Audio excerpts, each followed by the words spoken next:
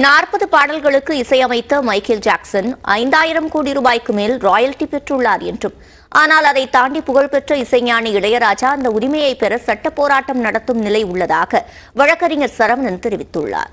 News 18 செய்தியாளர் வேல்முருகனுக்கு அளித்த பேட்டியை காணலாம். பெரிய இசை மேதை இசைஞானி இளையராஜா அது பெரிய ஒரு பல விஷயங்கள் செய்யும்பொழுது இந்த மாதிரியான காப்பிரைட்ஸ் அப்படிங்கிறது தொடர்ந்து சில ஆண்டுகளாக ஒரு சர்ச்சையை ஏற்படுத்தியிருக்குது. ஆக்சுவலாக காப்பிரைட்ஸினுடைய விதிகள் என்ன, அது யாருக்கு, ப்ரொடியூசருக்கானதா இல்லாட்டி அவருடைய இசையமைப்பாளருக்கானதா?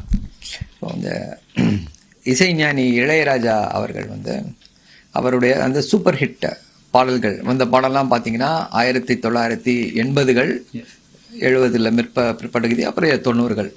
அப்போ இந்த ஓடிடி பிளாட்ஃபார்ம்ஸ், யூடியூப் இது போன்ற விஷயங்கள், ஸ்பாட்டிஃபை இது போன்ற விஷயங்கள் கிடையாது.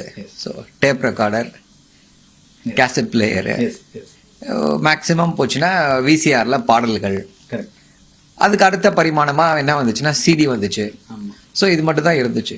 ஸோ அப்போ ப்ரொடியூசரோ திரு இளையராஜா அவர்களோ இசைஞானி அவர்களோ அந்த உரிமைகளை கொடுத்துருந்தாங்கன்னா இந்த உரிமைகளை தான் கொடுக்க முடியும்.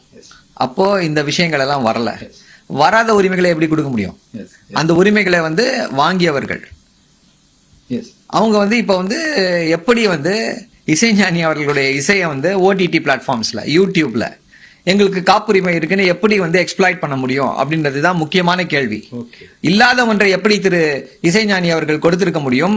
இல்லாத ஒரு விஷயத்துல இருந்து உரிமையை அவர்கள் எப்படி பெற்றிருக்க முடியும் அப்படின்றது முக்கியமான கேள்வி. ஸோ இதுதான் இப்பொழுது இருக்கக்கூடிய அந்த சர்ச்சைகளுக்கெல்லாம் ஒரு தொடக்கப்புள்ளி அப்படின்னு சொல்லி சொல்லலாம்.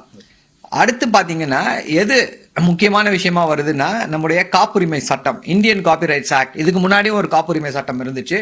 அதை மெருகேற்றி பல புதிய ஷரத்துக்களை கொண்டு என்ன பண்றாங்கன்னா இந்தியன் காப்பிரைட்ஸ் ஆக்ட் 2012ல ஒரு சட்டம் வருது.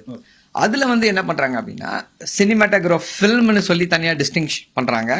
அதே போல மியூசிக்கல் ஒர்க் அப்படின்னு கிளியரா எக்ஸ்பிளைன் பண்றாங்க. என்ன அப்படின்னா இப்போ சினிமாட்டோகிராஃப் ஃபில்ம் அப்படின்னா அந்த ஒட்டுமொத்த படம், படத்துல இருக்கக்கூடிய பாடல்கள் எல்லாமே சேர்த்து அந்த உரிமை ப்ரொடியூசர் கிட்ட இருக்கு.